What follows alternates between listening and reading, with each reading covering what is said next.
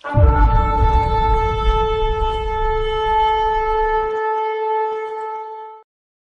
लोग लूक का 15 में आएंगे, पद संख्या 17 से हम लोग इस कहानी के उस भाग में जाएंगे जिस भाग का बहुत कम प्रचार होता है।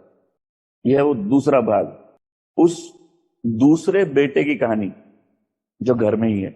फिर जब उसके होश ठिकाने आए तो वह बोला, मेरे पिता के पास कितने ऐसे मजदूर हैं जिनके पास खाने के बाद भी बचा रहता है और मैं यहां भूखा मर रहा हूं। सो मैं यहां से उठकर अपने पिता के पास जाऊंगा और उससे कहूंगा, पिताजी, मैंने स्वर्ग के परमेश्वर और तेरे विरुद्ध में पाप किया है। अब आगे मैं तेरा बेटा कहलाने के योग्य नहीं हूं, मुझे अपना एक मजदूर समझकर रख ले। सो वह उठकर अपने पिता के पास चल दिया। अभी वह पर्याप्त दूरी पर ही था कि उसके पिता ने उसे देख लिया। उसके पिता को उस पर बहुत दया आई। सो दौड़कर उसने उसे अपनी बाहों में समेट लिया और चूमा। पुत्र ने पिता से कहा, पिताजी, मैंने तुम्हारी दृष्टि में और स्वर्ग की दृष्टि में पाप किया है, स्वर्ग के विरुद्ध पाप किया है, और अब और अधिक तुम्हारा पुत्र कहलाने के योग्य नहीं हूं। किंतु पिता ने अपने सेवकों से कहा, जल्दी जल्दी से उत्तम वस्त्र निकाल लाओ और उन्हें इसे पहनाओ, इसके हाथ में अंगूठी और पैरों में चप्पल पहनाओ। कोई मोटा ताजा बछड़ा लाकर मारो, आओ उसे खाकर हम आनंद मनाएं, क्योंकि यह मेरा बेटा जो मर गया था अब जैसे फिर जीवित हो गया है। वो खो गया था और अब वो मिल गया है। सो वे आनंद मनाने लगे। वचन कहता है कि जब एक जन पश्चाताप करता है, परमेश्वर की उपस्थिति में स्वर्गदूतों में आनंद होता है। आमीन। स्वर्ग में आनंद होता है।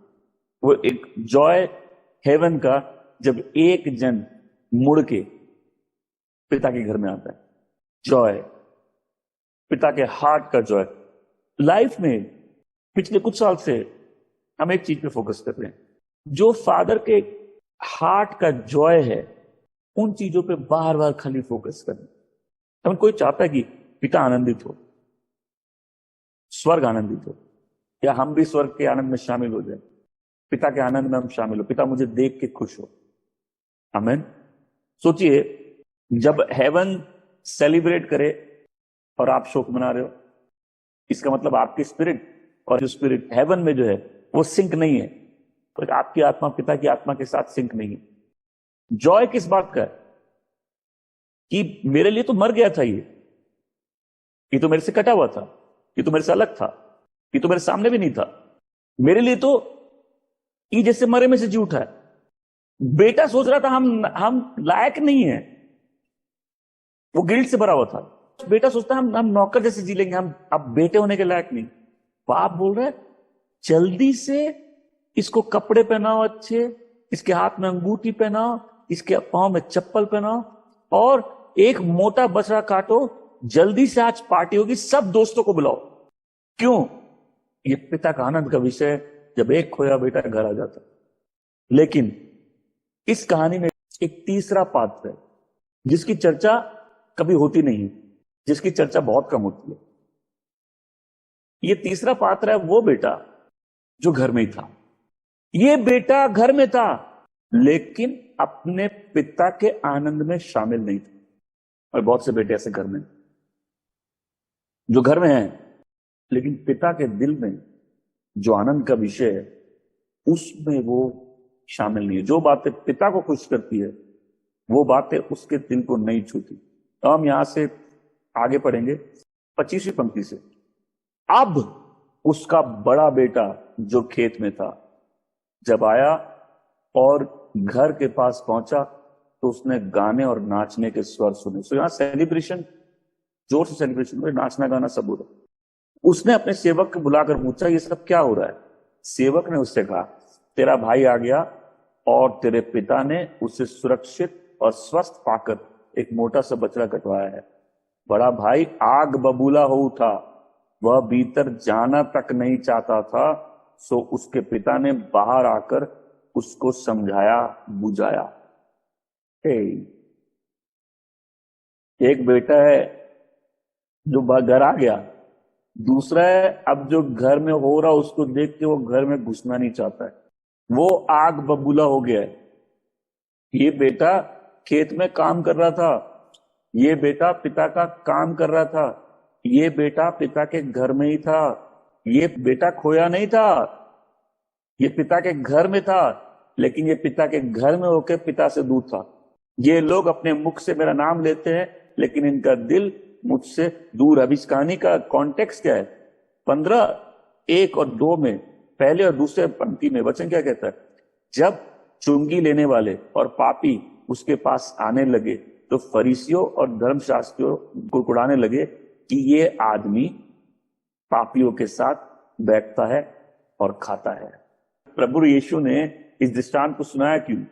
क्योंकि उसके पास चुंगी लेने वाले और पापी लोग आ रहे थे, और ये देखकर कौन आग बबूला हो रहा था? धर्मी लोग जो धर्म का पालन कर रहे हैं, वो आपस में कुड़कुड़ाने लगे। तो प्रभु यीशु उनको देखकर ये कहानी सुनाते। इस कहानी को ध्यान से समझिए कि 3 दृष्टांत सुनाते, एक नहीं।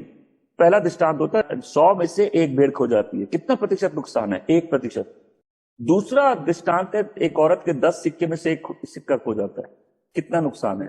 10%। तीसरे दृष्टांत में 2 में से 1 बेटा खो जाता है, कितना नुकसान है? 50%? नहीं, 100%। ये दोनों बेटे खोए हुए थे। दुनिया में 2 रकम के लोग हैं, एक जो पापी है और वो जानते हैं पापी है, और ऐसे लोग मुड़ के परमेश्वर के पास आ जाते हैं। एक वो जो पापी हैं और नहीं जानते कि वो पापी है। परमेश्वर के दोनों बेटे खोए हुए हैं। बचाना किसको आसान है? जो खोया हुआ है उसको, जिसकी लाइफ में सब ठीक चल रहा है। मैं उदाहरण के तौर पर बोलता हूं, जिसकी लाइफ में सब ठीक चल रहा है, आप उसको गॉस्पेल सुनाओगे, क्यों सुनेगा? वो कुछ सुनेगा ही नहीं। जो खोया हुआ नहीं है उसको बचाने वाले की क्या जरूरत है? क्यों टूटे हुए लोग आते हैं? क्यों वो लोग आते हैं जो अपने पाप से परेशान? वो अब जब घर आता है वो अंदर घुसता नहीं, वो देखता चहल पहल है, पार्टी हो रही है, गाना वाना चल रहा है, क्या है ये? वो गुस्सा हो गया। जो धर्मी लोग है और गुस्सा है, ये उनकी जीवन शैली है। वो गुस्सा है, वो बाहर है कि गुस्सा है, और क्या होता है बाहर होता है तो वो नौकर को बुलाता है, बोलता है क्या हो रहा है? बोला तुम्हारा भाई वापस आ गया। क्योंकि वो एकदम सही, मतलब संभला हुआ है, मतलब वो बच्चा ठीक है। बाप इसी खुशी में एक मोटा बछड़ा काट के आज यहां पार्टी हो रही है। धर्म सबसे बड़ा दुश्मन है प्रभु यीशु के क्रूस का। धर्म सबसे बड़ा दुश्मन प्रभु की देह का। कभी कोई विश्वासियों को चोर और डकैत तंग करते हैं? नहीं। हमेशा वो ऐसे लोग हैं जिनके विशेष वस्त्र होंगे, तो हमेशा स्पेशल वस्त्र होंगे। कभी कोई चोर तंग करता है? कोई डकैत तंग, पापी कोई तंग करता है? नहीं। लेकिन क्रूस का नंबर 1 दुश्मन है धर्म। वो बच्चे जिनको लगता हो घर में, लेकिन वो पिता से दूर है। वो जिनको अपने ऊपर भरोसा है, अरे हम तो पिता के घर में हम काम कर रहे हैं, हमारे लिए कोई कुछ हुआ नहीं। ये वो है जो हमेशा कोशिश करते हैं, देते नहीं अपने आप को। इनका पूरा ध्यान कोशिश में, और देते नहीं अपने आप। जब तक आपको नहीं मालूम था कि अपने आप को देना होता है, तब तक आप और हम भी कोशिश ही कर रहे थे। और आज भी बहुत से लोग कोशिश कर रहे हैं, पिता को खुश करने की कोशिश कर रहे हैं। पिता खुश है अपने बेटे यीशु मसीह से, आमीन। और उन सब से जो उनमें है, जो उसमें है, जिसका जीवन उसमें है। धर्मी लोग सबसे ज्यादा सताने वाले लोग हैं, जो सताव लेके आते हैं प्रभु यीशु पर, उसकी कलीसिया पर। धर्म ने सबसे ज्यादा लोगों को मारा है पूरी दुनिया में। सबसे ज्यादा लोग धर्म की लड़ाई के कारण मरे। जो पहला कत्ल है बाइबल में, वो भी धर्म के कारण, वो भी 2 बेटों की कहानी, जिसमें से एक बेटा एक्सेप्टेड है उसके विश्वास के कारण, लेकिन दूसरे बेटे को तकलीफ है, उसको जलन है। अरे हम भी तो भेंट चढ़ा रहे, हमारी भेंट क्यों नहीं एक्सेप्टेड हो रही? और उस पहले बेटे ने दूसरे बेटे को किस लिए मार दिया? जलन से, गुस्से से। क्यों? ये रिलीजियस स्पिरिट है, ये धर्म की स्पिरिट है। क्योंकि धर्म को सब समय न्याय चाहिए।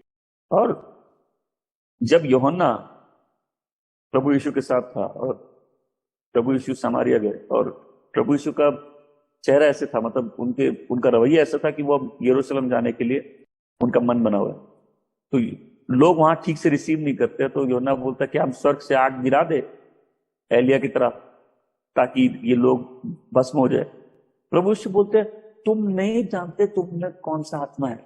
बहुत से विश्वासी जानते ही नहीं उनमें कौन सा स्पिरिट है। इनको न्याय चाहिए, और याद रखो जो नियम का पालन करता है, जो परमेश्वर को प्रसन्न करने की कोशिश करता है, उसको हमेशा न्याय चाहिए। पापी है जिसको दया चाहिए, जिसको ग्रेस चाहिए। इनको पनिशमेंट बहुत पसंद है, न्याय करना, न्याय। कैन ने हाबिल को क्यों मारा? जलन के कारण, गुस्से के कारण, क्योंकि वो एक्सेप्टेड है।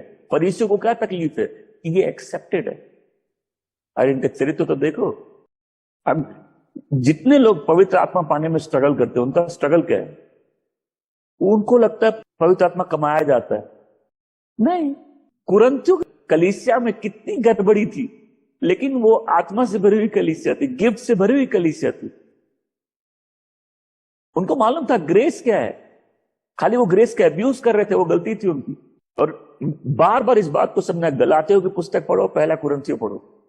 उन सारी गड़बड़ियों के बावजूद पौल कुरिन्थियों की कलीसिया के लिए धन्यवाद देता है, लेकिन गलातियों की पुस्तक के लिए कभी धन्यवाद नहीं देता, क्योंकि गलातिया की कलीसिया वाले अपने उद्धार में कुछ ऐड करना चाहते हैं। वो परमेश्वर को प्रसन्न करना चाहते हैं, वो खतना करके अपने सैल्वेशन को पूरा करना चाहते हैं। यहां दूसरा चर्च है जिसको अनुग्रह मिला है, लेकिन वो अभी भी कार्नल है, मतलब वो अनुग्रह का अब्यूज कर रहे हैं। पॉल फिर भी धन्यवाद देता उनके लिए, लेकिन गलातियों के लिए, उस कलीसिया के लिए कोई धन्यवाद नहीं देता। क्यों? क्योंकि ये परमेश्वर के अनुग्रह में अपना काम मिक्स करना चाहते। कैन ने हाबिल को क्यों मारा? इसी गुस्से के कारण कि ये एक्सेप्टेड है और हम एक्सेप्टेड नहीं है। फरीसियों को क्या प्रॉब्लम है कि चुंगी लेने वाले जो एक्सेप्टेड है। अगर कोई स्वर्ग जाएगा, और फिर क्या ताज्जुब होगा कि बहुत से लोग जो हम सोचते हैं वहां नहीं है, और बहुत से जो नहीं सोचते वहां है। धर्मी लोग कुछ करके परमेश्वर के करीब रहना चाहते हैं, या परमेश्वर का फेवर पाना चाहते हैं। जब खोया हुआ बेटा लौट के आता है, वहां से रिलेशनशिप चालू होती है। परमेश्वर को रिलेशनशिप चाहिए। जो धर्मी व्यक्ति है उसको बहुत मुश्किल है मानना कि वो गलत है। कि साइन है धर्मी व्यक्ति का, वो अपनी गलती नहीं मान सकता। और ऐसे व्यक्ति कितना भी अच्छा काम कर ले, परमेश्वर से दूर है, तो अपनी गलती मान नहीं सकता। वचन कहता है यीशु मसीह पापियों के लिए है। कोई व्यक्ति मानता ही नहीं कि पापी है, अगर उसको इस बात का बोध ही नहीं है कि वो मानना नहीं चाहता पापी है।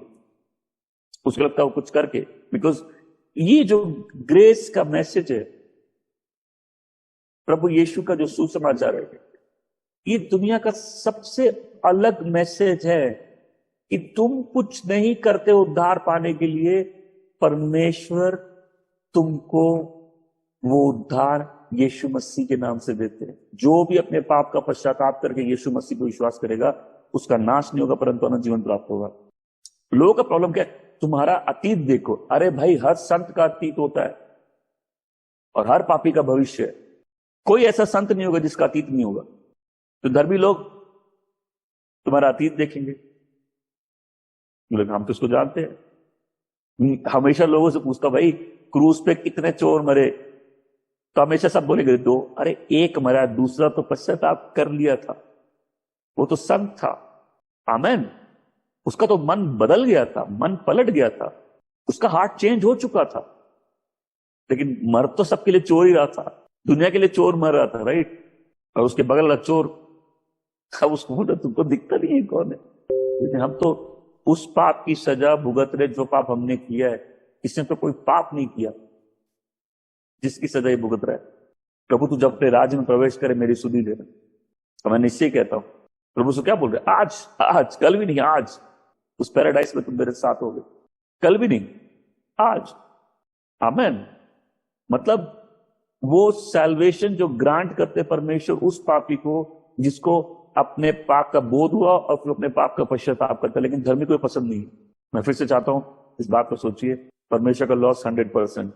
दोनों बेटे खोए हुए, लेकिन बचते कौन है? बचते वो है जिनको मालूम है कि वो पापी है। आज चर्च कैसे लोगों से भरा है? ऐसे लोग से जो पापी है। हम में से किसी ने भी उद्धार कमाया नहीं है। तो जो बड़ा भाई है उसकी तकलीफ क्या है? बड़ा भाई जो घर में है लेकिन पिता से दूर है, इसको रियलाइज नहीं होता कि इसकी गलती क्या। ऐसे लोग गलती अपनी मानते नहीं है। और इनका जो घमंड है किस पे है? इनका घमंड अपने अच्छे कामों पर है। लेकिन उद्धार किसमें? यीशु के लहू में। कि कोई पापी यदि अपने पापों का पश्चाताप करेगा, यीशु का लहू उसको धोकर साफ कर देगा। आमीन। देखो उड़ाऊ पुत्र ने क्या किया था, 28 से बताऊं। बड़ा भाई आग बबूला हो उठा, वह भीतर जाना तक नहीं चाहता था।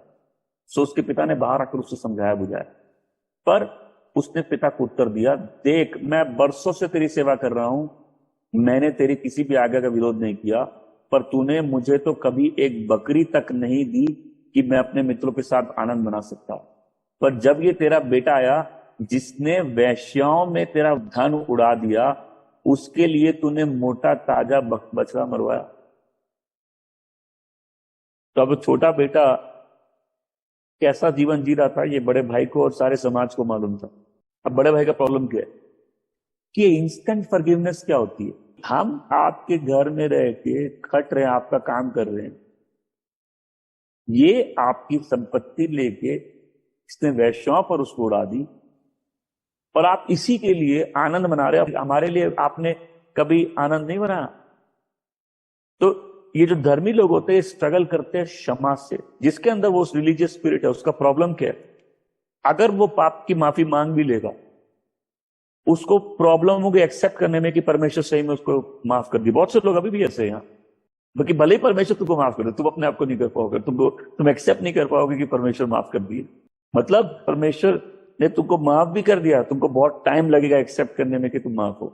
उस बेटे का स्टेटस जो खोया हुआ था पल भर में चेंज हो जाता है, क्योंकि पिता उसको एक्सेप्ट कर लेते हैं। और पिता खाली उसको नौकर जैसे एक्सेप्ट नहीं करते, बेटे जैसे एक्सेप्ट करते हैं। आमीन। तो आप सोचो वो नौकर जैसे एक्सेप्ट होता तो बड़ा भाई फिर भी खुश होता, देखा तुम इसी के लायक हो, हमको देखो, अपना जीवन देखो, हम कितने अच्छे देखो। अगर आज कोई परमेश्वर की फॉरगिवनेस एक्सेप्ट करने में स्ट्रगल करता है, ये भी साइन है रिलीजियस स्पिरिट होने का। कोई एक्सेप्ट नहीं कर सकता कि परमेश्वर किसी भी पापी को जो अपने पापों की क्षमा मांगे, परमेश्वर उसको माफ कर सकते हैं। फिर धर्म के लिए ग्रेस थ्रेट है। रिलीजन स्ट्रगल करता है क्षमा से, समझ नहीं आता कि क्षमा मिल सकती है और भी इंस्टेंट। आमीन। क्योंकि कोई उद्धार कमाना चाहता है, उद्धार कमाना इम्पॉसिबल है। इम्पॉसिबल है कि कोई व्यक्ति अपने जीवन में पाप नहीं करे, लेकिन वो व्यक्ति जिसको उसके पापों का प्रायश्चित है और जो यीशु पर विश्वास करता है, परमेश्वर उसको न्याय करता है। देखो मैं फिर से पूछता हूं, तुमको तुम्हारे घरों में तंग कौन करता है? धर्मी लोग। वो लोग जिनको भरोसा है अपने आप पर, जिनको अपने कर्मों पर भरोसा है, वो तुमसे नफरत करेंगे, उनको तुमसे घृणा होगी। ये क्या होती है इंस्टेंट फॉरगिवनेस? बोलेंगे हम जानते हैं सब तुम दो। तो ये फरीसी परमेश्वर की ग्रेस को रिजेक्ट कर देते हैं। क्यों? परमेश्वर की ग्रेस कोई भी रिलीजियस स्ट्रक्चर को डिस्ट्रॉय कर देता है। जब कोई भी पापी परमेश्वर के साथ रिश्ता बना सकता है यीशु के द्वारा, तो फिर ये सब बड़े बड़े धर्म की जो चीजें बनी है ये सब बेकार हो जाती। इन फरीसियों ने धर्म को कंट्रोल करके रखा था। और प्रभु यीशु का मैसेज क्या? पश्चाताप करो कि ईश्वर का राज निकट है। उनके लिए थ्रेट है भाई कि हमको इतना अपने कामों पे इतना हुआ है, हम लोगों को परमेश्वर का रास्ता बताते हैं क्या? ये नियम का पालन करो। जो धर्म है वो तुम्हारी गलतियों का लेखा जोखा पूरा रखता है। धर्म को सब याद है तुमने क्या क्या गड़बड़ियां की है, लेकिन जब कोई पापी पश्चाताप करता है, परमेश्वर उसको क्षमा करके उसके सारे पाप भूल जाते हैं। ये दूसरों को नंगा करने वाली जो स्पिरिट है ये बहुत लोगों में, ये रिलीजियस स्पिरिट है। मैं आज बता रहा हूं उन लोगों की बात जो घर में है। अगर तुम पाप से स्ट्रगल कर रहे हो और तुम माफी मांगते हो, परमेश्वर तुमको माफ कर दे, और तुम खुद स्ट्रगल करते हो एक्सेप्ट करने में कि परमेश्वर हमको माफ करती है, तुम्हें वो स्पिरिट है। ये तो अपनी गलती नहीं मानते, तुम्हें वो धर्म की आत्मा है। यदि तुम दूसरों के पाप का लेखा जोखा रखते हो और उस कारण से उनको सताते हो, तुम में धर्म की स्पिरिट है।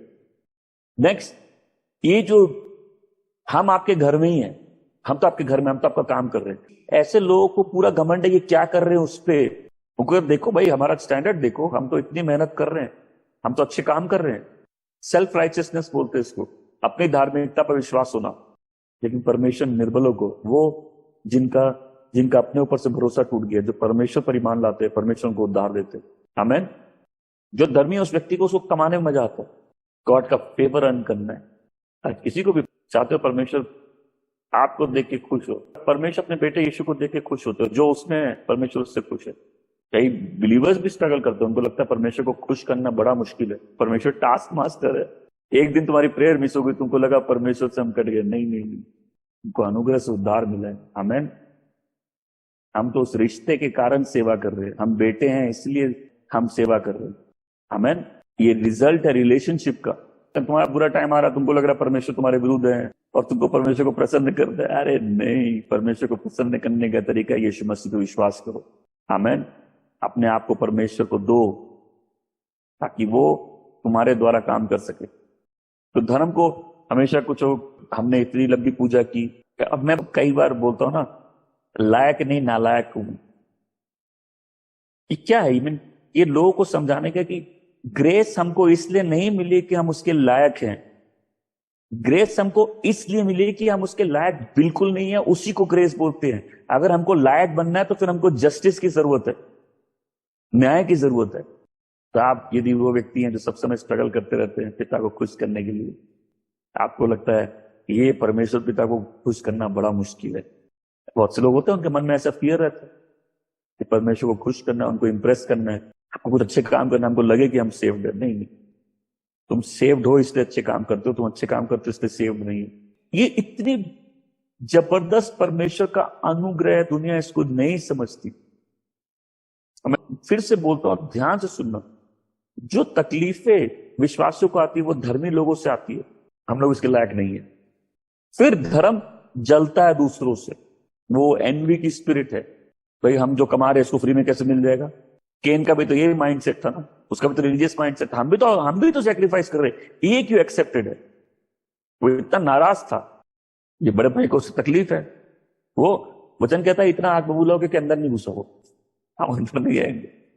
पिताजी को बाहर आके उसको बोला, बेटे तो खुशी की बात है वो आया है। बोला नहीं, हम तो घर में आप मेरे लिए कुछ कभी किए नहीं, ये आदमी वैश्याओं पे अपना सब कुछ उड़ा दिया, ये अब आया, आप इसको एक्सेप्ट कर लिए।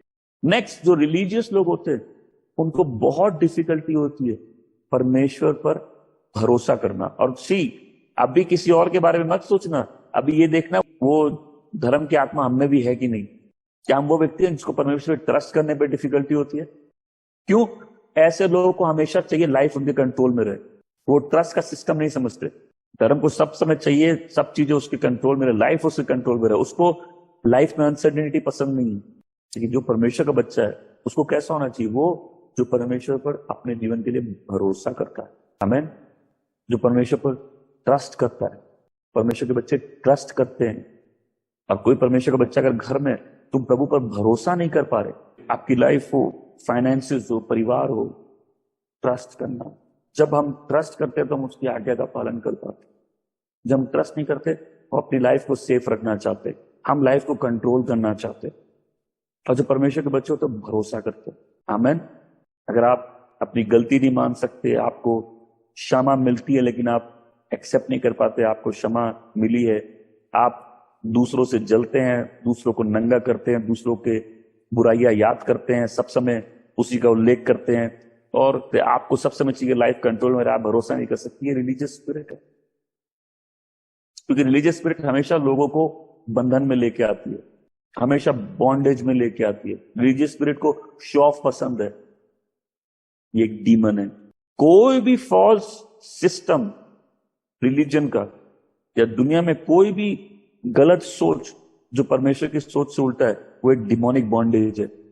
सोच का पैटर्न है जिसको शैतान ने कंट्रोल करके रखा है कि आदमी ऐसे सोचेगा तो उसको उद्धार नहीं मिलेगा। क्या कहता है? ऐसे लोग घर में दिखते हैं लेकिन उनका मन साफ नहीं है। आप जितना तपस्या कर लो लेकिन उससे मन की अवस्था नहीं बदलती, एक पापी का दिल नहीं बदलता। आमीन। जो केवल परमेश्वर बदल सकते हैं। और यहां पिता उससे क्या कर रहा है? पिता उसको रिक्वेस्ट कर रहे हैं, उसको समझा रहा है कि एक बच्चा जिसको अपने पाप समझ में है और उसको लगा कि वो लायक नहीं है, वो घर आके नौकर रहने के लिए तैयार है, और एक बेटा जो घर में था उसको लगता है कि बहुत अच्छा है, वो घर के बाहर खड़ा होकर वो अंदर नहीं आ रहा। जो अयोग्य था वो अंदर आ गया और जो योग्य है अब वो बाहर खड़ा है। हालेलुया।